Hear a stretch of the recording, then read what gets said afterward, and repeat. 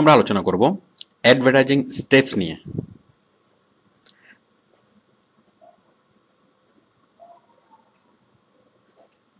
Steps, সেটা টিভিতে add হোক, পত্রিকা অ্যাড হোক, অথবা ইন্টারনেটে অ্যাড হোক, সবগুলো অ্যাডভার্টাইজমেন্টের এই স্টেপগুলা, যে বেসিক স্টেপগুলা, সেগুলো আমরা আলোচনা করছি।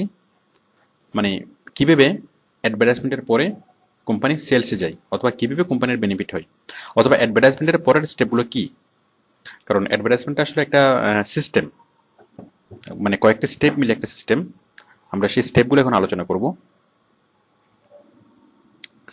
তো কোম্পানি প্রথমে কি করে? প্রথমে অ্যাডভার্টাইজমেন্ট করে।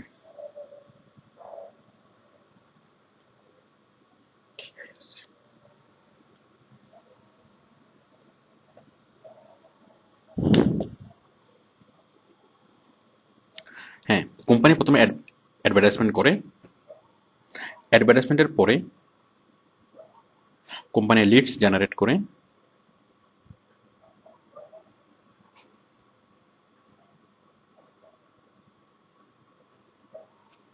তারপরে কোম্পানি ফলো আপ করে।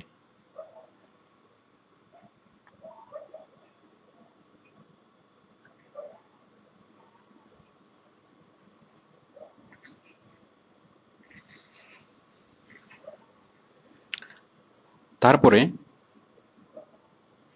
কোম্পানি সেলস করে।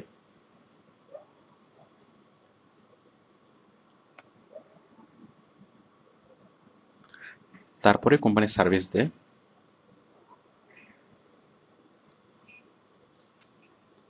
দেন এখান থেকে আবার নতুন লিডস জেনারেট হয়।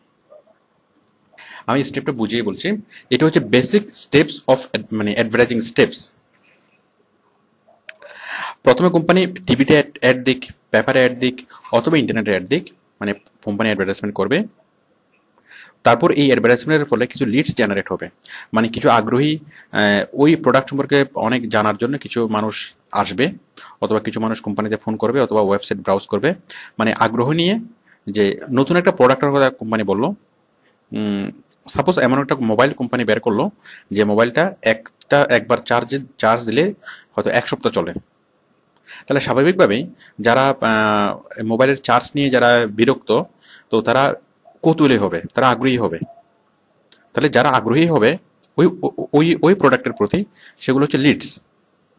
তো সাপোজ কোম্পানি অনেকগুলো লিডস তৈরি করলো, 50,000 লিডস তৈরি হলো অ্যাডভার্টাইজমেন্টের ফলে। দেন এখন 50,000 লিডস যখন তৈরি হলো ওই মোবাইল ফোন কেনার জন্য, মানে 50,000 লিডস, এখন কোম্পানি কি করবে? ওই 50,000 মানুষ,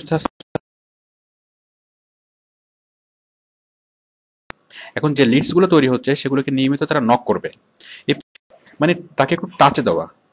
কারণ যে লিডস জেনারেট, মানে যে লিডস, যে একটা প্রোডাক্ট সম্পর্কে খোঁজ নিয়ে কথা সে ভুলে যায়, বাট সে যখন চিন্তা করতে থাকে তাহলে সে আগ্রহী হবে, তাহলে সে প্রোডাক্টটা কিনতে আগ্রহী হবে।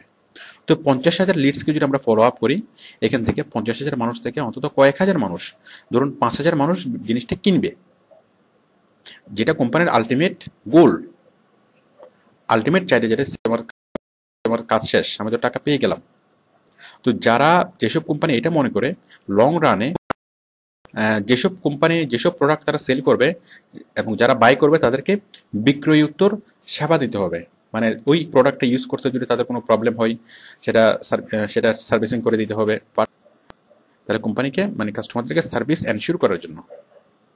তো কোম্পানির কাস্টমারদেরকে যদি সার্ভিস এনশিওর করা হয়, তখন কাস্টমাররা অন্য অন্য কাস্টমারদেরকে গিয়ে বলে যে ওই প্রোডাক্টটা খুব ভালো, তুমি ওই প্রোডাক্টটা কিনতে পারো। সার্ভিস, আচ্ছা, এখন সার্ভিস ছাড়াও সার্ভিস দেওয়ার ফলে আরেকটা যেটা লাভ হয়, যে একই কাস্টমার সাথে তখন আপনি সর্বপ্রথমে আপনি দেখবেন যে সোনি কোম্পানিতে কোনো এসি আছে কিনা, তখন আপনি সেটাই কিনবেন। নতুন কোনো প্রোডাক্ট কিনতে হলে আপনি ওই সেই কোম্পানির প্রোডাক্ট আছে কিনা হয়তো আবার জিজ্ঞেস করবেন যে আপনাদের কি এসি আছে, অথবা এসির দাম কত। তার মানে আপনি নিজেই আবার লিডস করছি শুধু এইখানে, মানে আমাদের কাজের গুণটি এইখানে। আমরা অ্যাডভার্টাইজমেন্ট করব, এমনভাবে অ্যাডভার্টাইজমেন্ট করবো যেন কোয়ালিটি লিডস জেনারেট হয়। করছি শুধু পরবর্তীতে এগুলো নিয়ে আলোচনা করব। মানে ফলো আপ স্টেজের অনেক কাজ থাকে। তারপরে সেলস করা, মানে কাস্টমারকে মালটা ডেলিভারি দেওয়া, অর্ডারটা প্রসেসিং, মানে অর্ডার প্রসেসিং, কাস্টমারকে মালটা ডেলিভারি। পরবর্তীতে এগুলো নিয়ে আলোচনা করব। মানে ফলো আপ স্টেজের অনেক কাজ থাকে। তারপরে সেলস করা, মানে কাস্টমারকে মালটা ডেলিভারি দেওয়া। পরবর্তীতে এগুলো নিয়ে আলোচনা করব। মানে ফলো আপ স্টেজের অনেক কাজ থাকে। তারপরে সেলস করা, পরবর্তীতে এগুলো নিয়ে আলোচনা করব। মানে ফলো আপ স্টেজের অনেক কাজ থাকে। তারপরে সেলস করা, মানে কাস্টমারকে মালটা পরবর্তীতে এগুলো নিয়ে আলোচনা করব। মানে ফলো আপ স্টেজের অনেক কাজ থাকে। তারপরে সেলস করা, মানে কাস্টমারকে মালটা ডেলিভারি দেওয়া, অর্ডারটা প্রসেসিং, মানে অর্ডার প্রসেসিং, কাস্টমারকে মালটা ডেলিভারি দেওয়া। এই